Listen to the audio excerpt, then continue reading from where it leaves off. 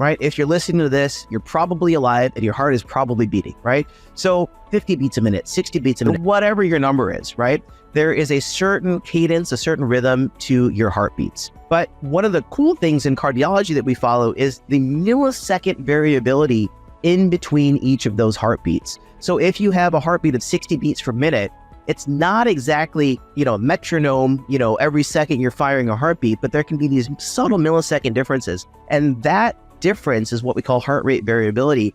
It gives us insight into your fight or flight system, kind of where your body is from what we call the autonomic nervous system. So you have this part that revs you up and this part that cools you down. So if you're stressed, you will have a lower heart rate variability. If you're relaxed in a rested mode, you have a higher heart rate variability. We can measure some of this by looking at what's called our heart rhythms. The medical term is heart rate variability analysis. Didn't I say that good? I'm almost turning into a Californian. Heart rate variability analysis.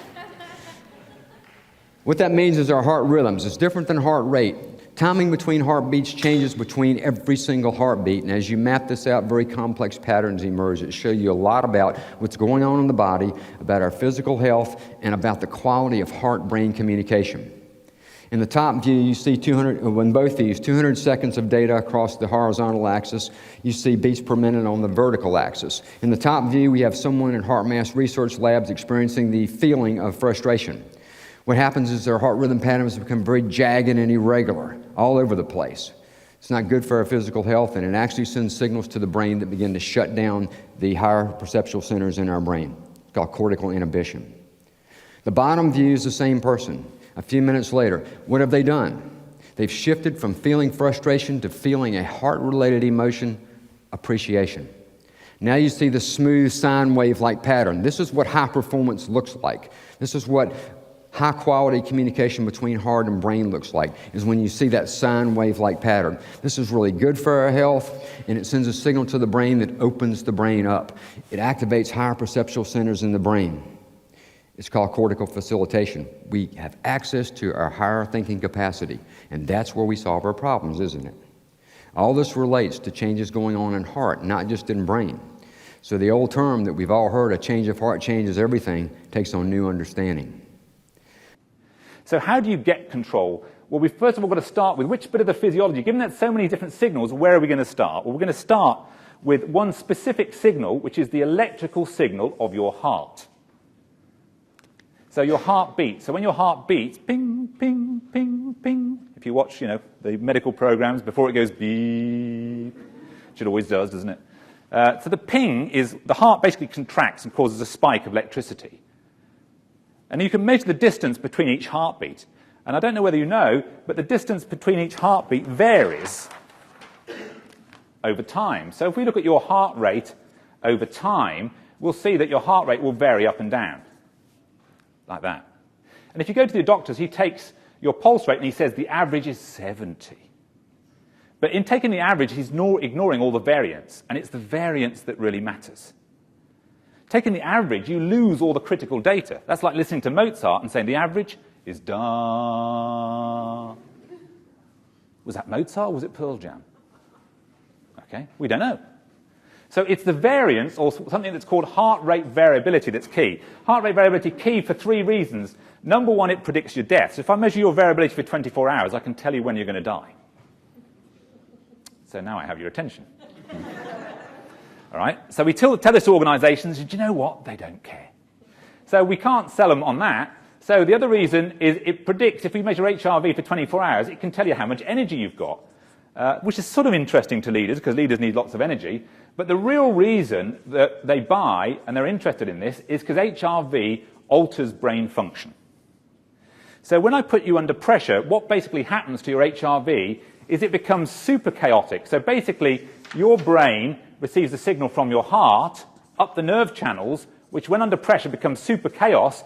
The consequence of the super chaos is it shuts off your frontal lobes and you have a DIY lobotomy. So under pressure, you lobotomize yourself. I've become obsessed with coherence breathing. It's become like my favorite thing now to do. It's a daily practice. I wonder if you could just demystify a little bit of this coherence breathing, about what else is going on with it, why it's so lovely. Yeah, so this is definitely one of my favorite, if not my favorite, breathing technique. And the reason is it's so simple. Anyone can do it anywhere. You can practice this all the time. There's no such thing, from what I've seen, of doing this too much. There are problems with not doing it enough because you're not able to breathe coherently. So what coherent breathing is it's just inhaling and exhaling at a rate from anywhere to 4 breaths to around 7 to 8 breaths per minute. And the reason why there is a range there, because depending on your age, kids breathe more than adults, right?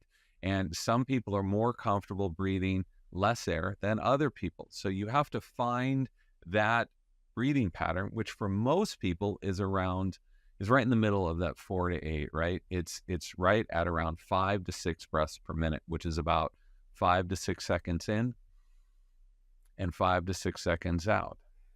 So again, this is for most people, not for everyone.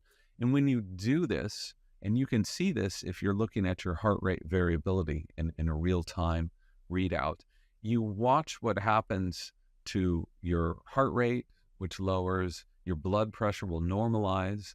By normalize, I mean that people with low blood pressure will see their blood pressure rise up to a normal level, and people with high blood pressure often see their blood pressure decrease. And they've also looked at the brain, what happens to the brain. And there's this synchronicity of different areas in the brain, the synchronizing. And these different brain waves tend to go into the alpha stage, these stages that are considered to be more associated with levels of deep meditation or focus. So there is a whole bunch of different things that happen to your body, not just with your blood oxygen levels, but all across your body when you're breathing at a rate that is at peak efficiency. And that's what resonance or coherence really means, that something is operating at peak efficiency.